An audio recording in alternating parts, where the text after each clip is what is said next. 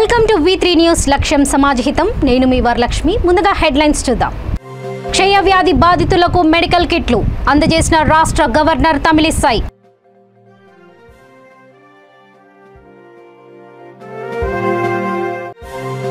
దేశ యువత భవిష్యత్తుకు బీజేపీ బంగారు బాటలు. విశాఖలో కేంద్ర ఆర్థిక శాఖ సహాయక మంత్రి భగవత్ కిషన్ రావు కరత్.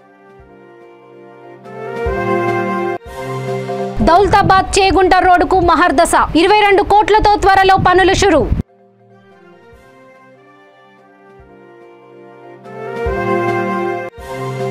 జగదేవ్పూర్ ఎంపీపీ ఛాంబర్లో అసమ్మతి రాగం. సీఎం కప్ క్రీడలకు సమాచారం ఇవ్వలేదని బీఆర్ఎస్ నాయకుల నిరసన.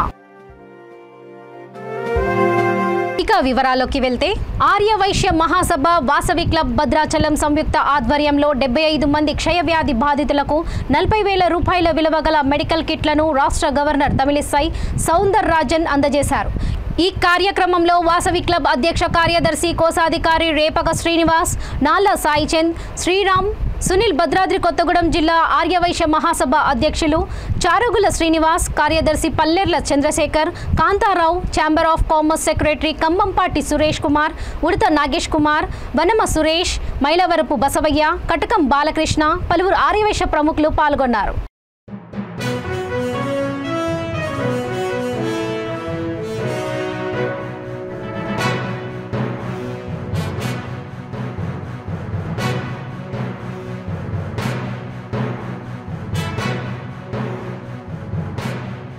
దేశ యువత భవిష్యత్తుకు బీజేపీ ప్రభుత్వం బంగారు బాటలు వేస్తుందని కేంద్ర ఆర్థిక శాఖ సహాయక మంత్రి భగవత్ కిషన్ రావు కరత్ అన్నారు. విశాఖ నగరం ఎంతో అందంగా, పరిశుభ్రంగా ఉందని 5వ విడత ప్రధానమంత్రి రోజ్షురు యోజన కార్యక్రమంలో పాల్గొనేందుకు నగరానికి వచ్చారన్నారు. ఈ కార్యక్రమం దేశవ్యాప్తంగా 45 ప్రాంతాల్లో నిర్వహిస్తుండగా ప్రధాని నరేంద్ర మోడీ ఢిల్లీలో ప్రారంభించారని, ఆంధ్రప్రదేశ్లో నిర్వహించే ఈ కార్యక్రమానికి తాను ముఖ్య అతిథిగా విచ్చేశానని మంత్రి తెలిపారు. ఈ క్రమంలో దేశవ్యాప్తంగా 75,000 మందికి నియామక పత్రాలు అందజేశామని తెలిపారు. విశాఖపట్నంలోని పోర్ట్ కళావని ఆడిటోరియంలో జరిగిన కార్యక్రమంలో సుమారు 400 మంది కేంద్ర ప్రభుత్వంలోని వివిధ శాఖలలో ఉద్యోగాలు సాధించిన వారికి ఈ నియామక పత్రాలు తాను అందజేసినట్లు ఆర్థిక శాఖ సహాయక మంత్రి భగవత్ కిషన్ రావు కరత్ తెలిపారు.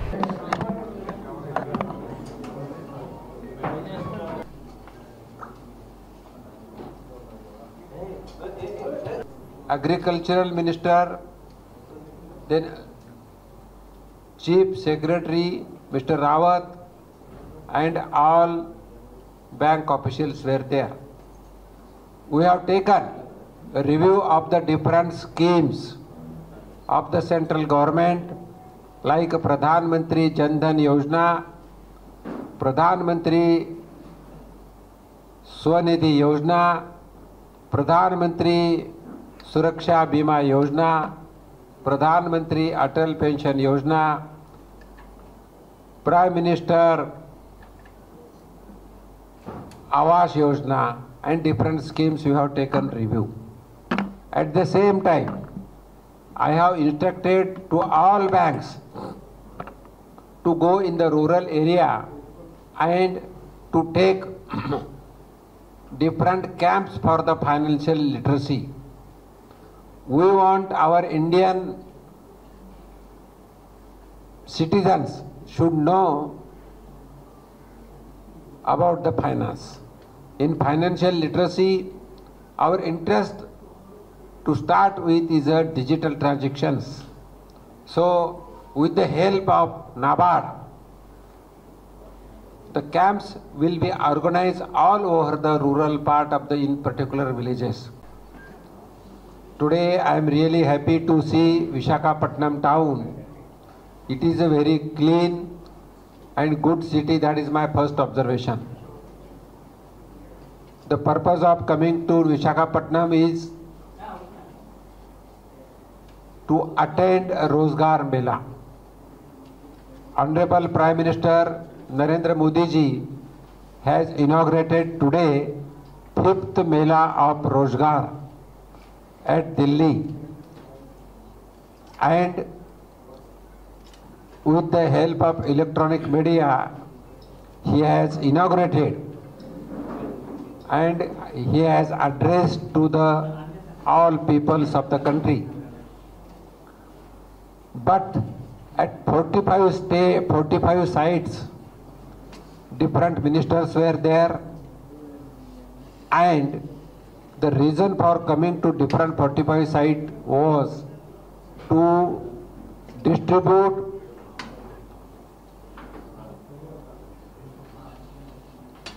Indian government job orders to the selected people. Around 71,000 orders were given today to the young boys and girls who are eligible and who are selected for different services. I am here for the same function. We have distributed around 400 appointment orders at Visakhapatnam. Similar function was there in Vijayawada also, in the Andhra Pradesh. Honorable Prime Minister has inaugurated this function, and today was the 5th function. Government of India has declared that within 1.5 years, 10 lakh central government's jobs will be given. More than 3 lakhs jobs are given till today. This is one part, that is the jobs for the boys and girls who are in need of job, but in private sector, lakhs and crores people are appointed due to different schemes. After completing Rozgar Mela, the state level bank committee meeting was organized. All the bankers, public sector banks and private sector bank officers were there, including NABARD and RBI officers. అడుగడుగునా గుంతలతో అస్తవ్యస్తంగా ఉన్న దౌలతాబాద్ చేగుంట రోడ్డుకు Medak MP కొత్త ప్రభాకర్ రెడ్డి కృషితో మోక్ష రానుంది. దౌలతాబాద్ నుండి గొల్లపల్లి, కరీంనగర్ మీదుగా చేగుంటకు వెళ్లే రోడ్డుపై భారీ వాహనాలు వెళ్లడంతో బీటీ రోడ్ పూర్తిగా దెబ్బతింది. కొన్నేళ్లుగా నిధుల లేమితో పనులు జరగకపోవడంతో ప్రయాణికుల బాధలు చెప్పలేకుండా ఉన్నాయి. విషయం తెలుసుకున్న ఎంపీ పంచాయతీరాజ్ శాఖ అధీనంలో ఉన్న ఈ రోడ్డును R&B శాఖకు బదిలీ చేస్తే రోడ్డు మరమ్మతులకు నిధులు త్వరగా వచ్చే అవకాశం ఉండడంతో సీఎంకి విన్నవించారు. దానికి సీఎం ఓకే చెప్పడంతో దౌలతాబాద్ చేగుంట రోడ్డును పంచాయతీరాజ్ శాఖ నుండి R&B శాఖకు బదిలీ చేస్తూ ఉత్తర్వులు ఇచ్చారు. అలాగే రోడ్డు నిర్మాణం కోసం 22 కోట్ల త్వరలో మంజూరు కానున్నాయి.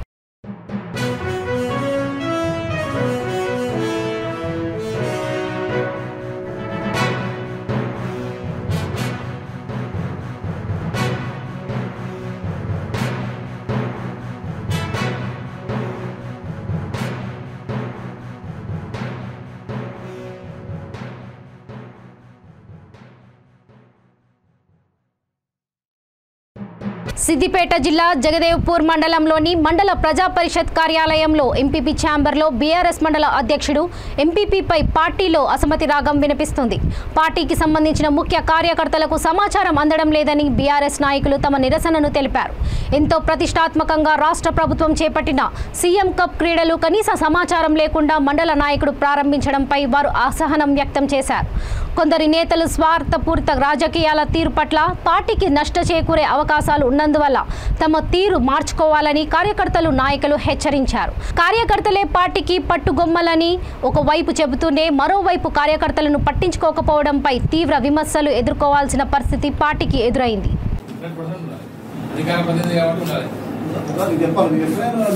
మండలం మొత్తం గేమ్స్ పెట్టిరు, 2 టీంలే ఉన్నాయి. మండలం మొత్తంలో 2 ఉంటాయి. సీఎం కేసీఆర్ ని ఆఫీస్ గవర్నమెంట్ అంటారు, మళ్ళీ మన గవర్నమెంట్ ఇడే వదిలేదు. కప్ అంటే ఎట్లుంటుంది? పబ్లిసిటీ అయింది కాబట్టి డిస్ట్రిక్ట్ పేరు మా ఊళ్ళో మాకు ఇంత ఇదేనే సెకండ్లలో వెళ్ళిపోతుంది. వాట్సాప్ మెసేజ్ ఆప్షన్ ప్రోగ్రామ్ కాబట్టి ఇండియో విట్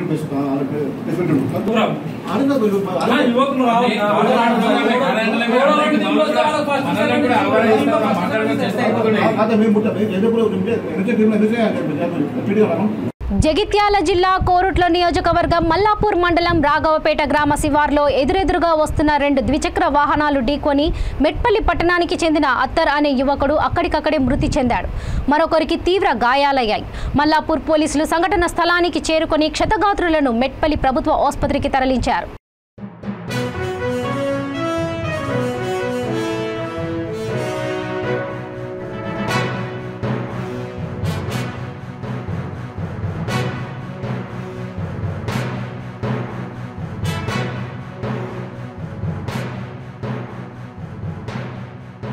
బాకరాపేట రేంజ్లోని తలకోన సౌత్ ఫారెస్ట్ బీట్ పరిధిలో 27 ఎర్రచందనం దుంగలు, ఒక మోటార్ బైక్, నాటు తుపాకీ, నల్లమందును టాస్క్ ఫోర్స్ అధికారులు స్వాధీనం చేసుకున్నారు. ఆర్ఎస్ఐ నరేష్ బృందం కడప సబ్ కంట్రోల్ నుంచి బయలుదేరి దేవరకొండ వద్ద ఉన్న ఎంట్రీ ఎగ్జిట్ పాయింట్ తనిఖీ చేసుకుంటూ వెళ్లారు. తిరుపతి జిల్లా ఎర్రవారిపాలెం మండలం తలకోన సౌత్ ఫారెస్ట్ బీట్ పరిధిలో 2 వ్యక్తులు 27 ఎర్రచందనం దుంగలను రవాణాకు సిద్ధంగా ఉంచుకొని కనిపించారు. వారిని చిన్నగొట్టికల్లు మండలం మైలవాండ్లపల్లికి చెందిన వక్కల శ్రీనివాసులు, తమిళనాడు వేలూరు జిల్లా కాట్పడికి చెందిన రూపేష్ గా గుర్తించారు. వారిని అరెస్ట్ చేసి 27 ఎర్రచందనం దుంగలను పైలట్ కోసం సిద్ధంగా ఉంచిన మోటార్ సైకిల్ ను స్వాధీనం చేసుకున్నారు.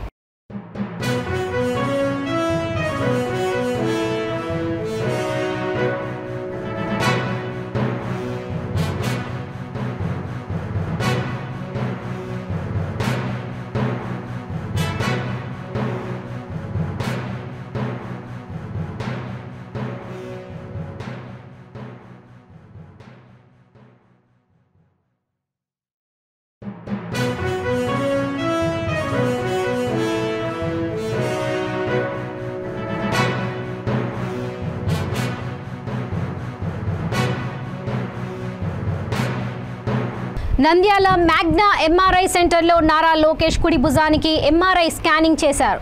లోకేష్ 50 రోజులుగా కుడి భుజం నొప్పితో బాధపడుతున్నారు. ఉమ్మడి అనంతపురం జిల్లా కదిరి నియోజకవర్గంలోకి పాదయాత్ర ప్రవేశించిన సందర్భంగా భారీగా తరలివచ్చిన ప్రజలు, కార్యకర్తలు తోపులాటలో నారా లోకేష్ కుడి భుజానికి గాయమైంది. అప్పటి నుండి ఆయన నొప్పితో బాధపడుతూనే పాదయాత్ర కొనసాగిస్తున్నాడు. 50 రోజులు దాటిపోయినా ఇంకా నొప్పి తగ్గకపోవడంతో డాక్టర్లు ఎంఆర్ఐ స్కానింగ్ చేయాలని సజెషన్ చేశారు.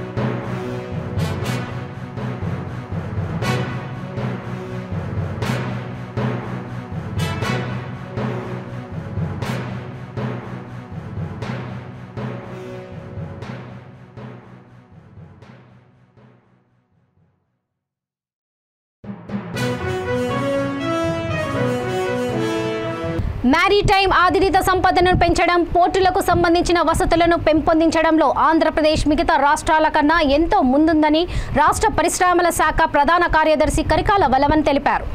ఆయన జిల్లా కలెక్టర్ పి రాజుబాబుతో కలిసి మచిలీపట్నంలో పోర్టు పనుల ప్రాంతాలను పర్యటించారు. ఈ నెల 22న ముఖ్యమంత్రి జగన్మోహన్ రెడ్డి తపిసిపుడిలోని పోర్టు నిర్మాణ పనులకు శంకుస్థాపన చేసి సముద్రంపై నిర్మించిన వేదిక ప్రాంతం, పైల నిర్మాణ స్థలాన్ని, హెలిప్యాడ్ తదితర ప్రాంతాలను పరిశీలించారు.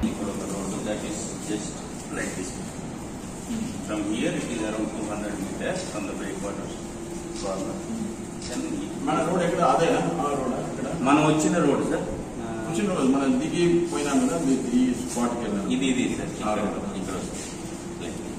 ఇక్కడ రోడ్ అది పైలాన్ ఉందా సార్? స్ట్రైట్ రోడ్ అది, స్ట్రైట్ రోడ్.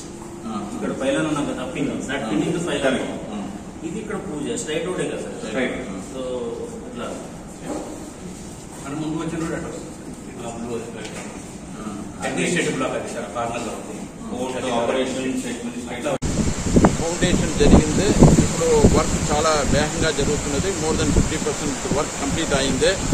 అనదర్ 7 to 8 monthsలో అది కంప్లీట్ అవడానికి అవకాశం ఉంటుంది. అదేవిధంగా last month Mulapeta port Srikakulam జిల్లాలో ఫౌండేషన్ వేయడం జరిగింది.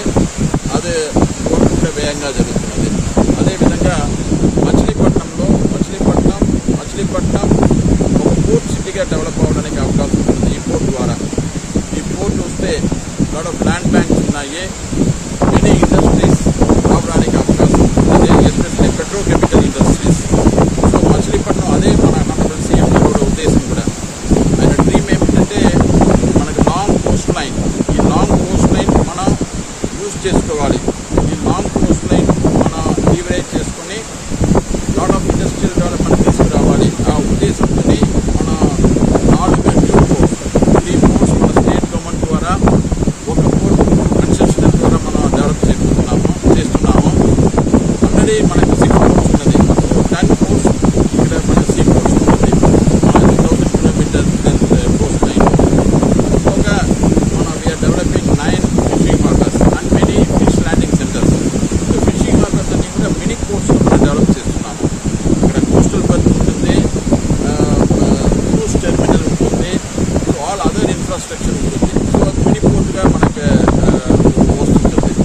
ఇప్పుడు మచిలీపట్నం 22nd మనం చేయబోతున్న ఇట్స్ వెరీ హిస్టారికల్ ఈవెంట్.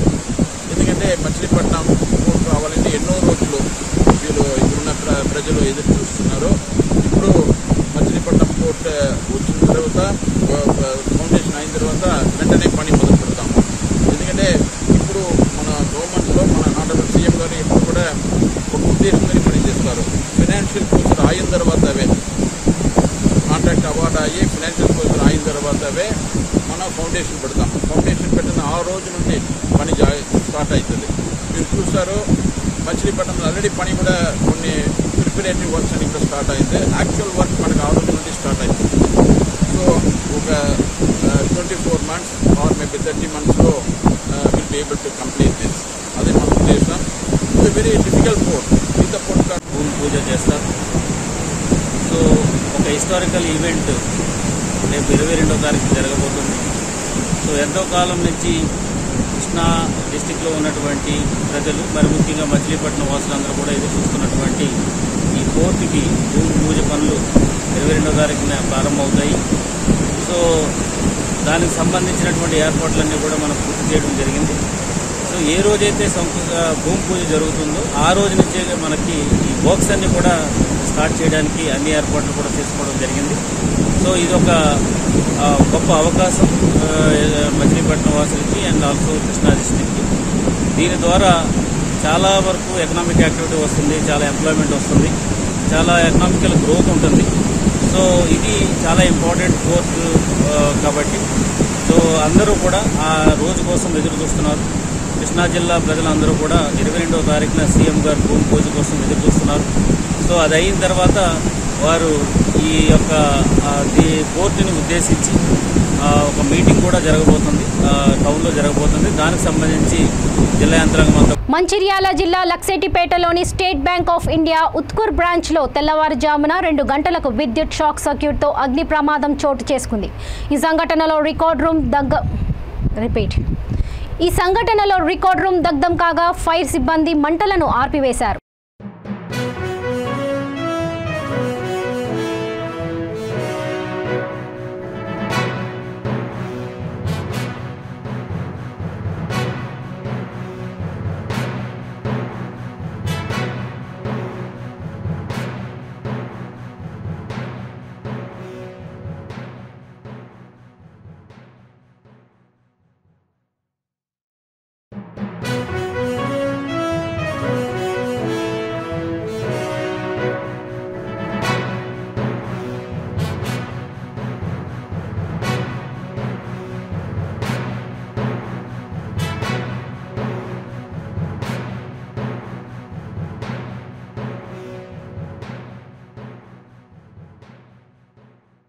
ఉత్తరాంధ్రలో చంద్రబాబు పర్యటనను విజయవంతం చేయాలని మాజీ మంత్రి టీడీపీ నేత కొండ్రు మురళి కోరారు.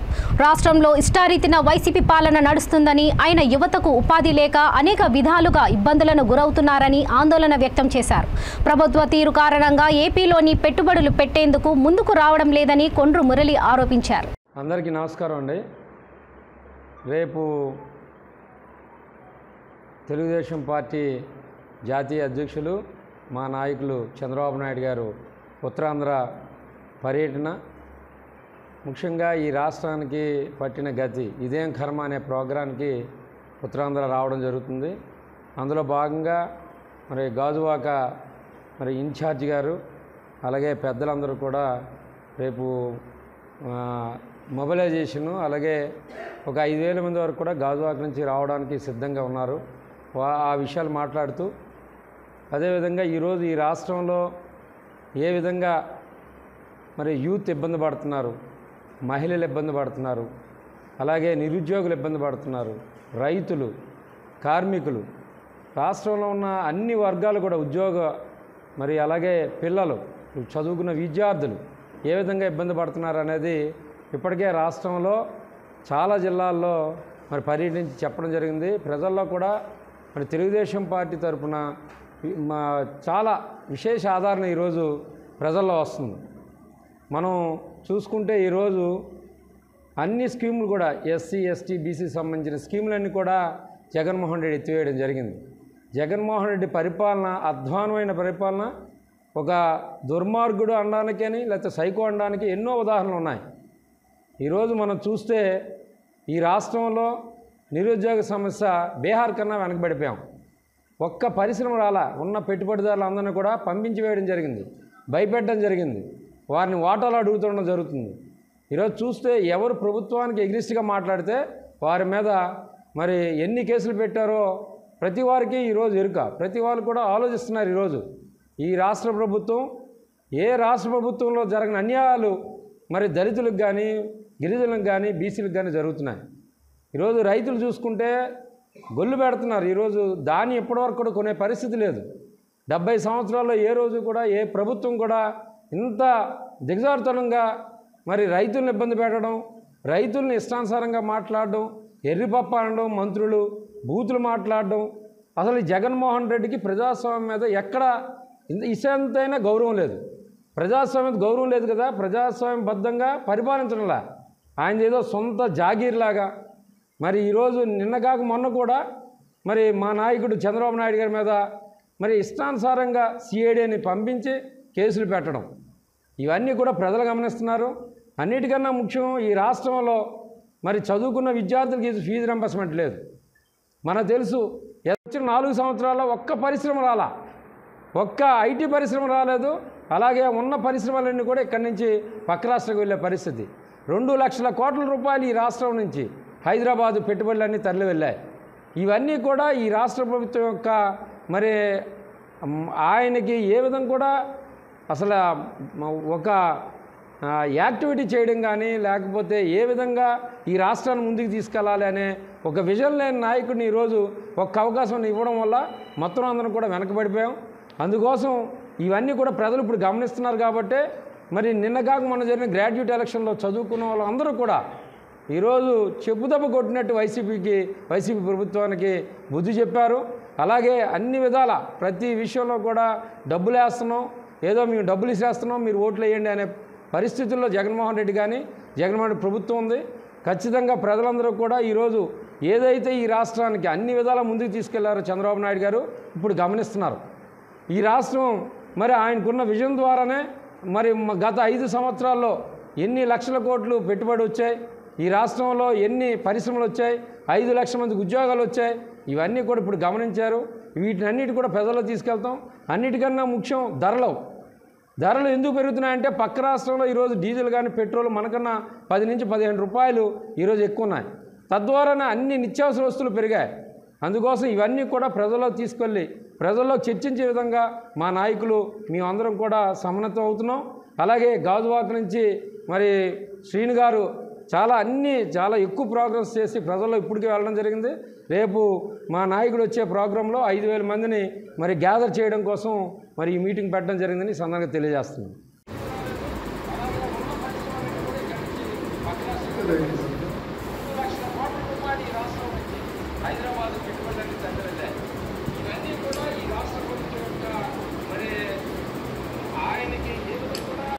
పార్టీ కార్యాలయంలో అత్యున్నత సమావేశం ఏర్పాటు చేయబడి ఆహ్వానాన్ని గురించి విచ్చేసిన అందరికీ ధన్యవాదాలు. మరి ఆ కార్యక్రమానికి సోదరులందరికీ నమస్కారం. ఈరోజు ఈ సమావేశం యొక్క ముఖ్య ఉద్దేశం మరి రేపు పెందుర్తిలో ఇదేం కర్మ ఈ రాష్ట్రానికి అనే కార్యక్రమానికి మరి తెలుగుదేశం పార్టీ జాతీయ అధ్యక్షులు మాజీ ముఖ్యమంత్రి అయినటువంటి శ్రీ నారా చంద్రబాబు నాయుడు గారు వస్తున్నారు.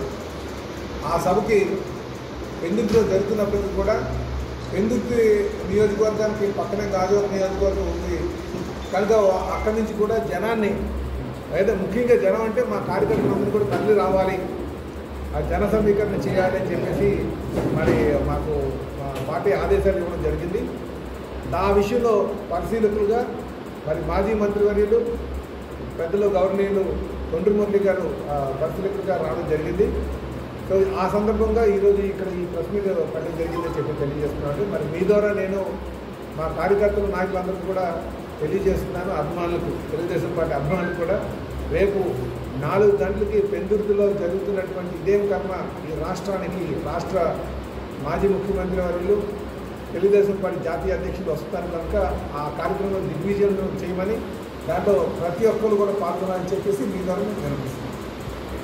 ఇక బులెటిన్స్ ముగించే ముందు ముఖ్యాంశాలు మరోసారి. క్షయవ్యాధి బాధితులకు మెడికల్ కిట్లు అందజేసిన రాష్ట్ర గవర్నర్ తమిళిసై.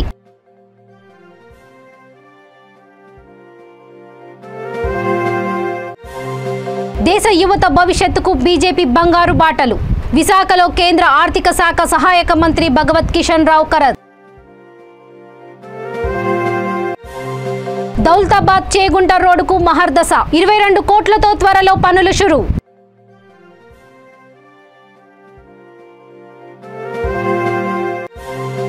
జగదేవ్పూర్ ఎంపీపీ ఛాంబర్లో అసమ్మతి రాగం. సీఎం కప్ క్రీడలకు సమాచారం ఇవ్వలేదని బీఆర్ఎస్ నాయకుల నిరసన.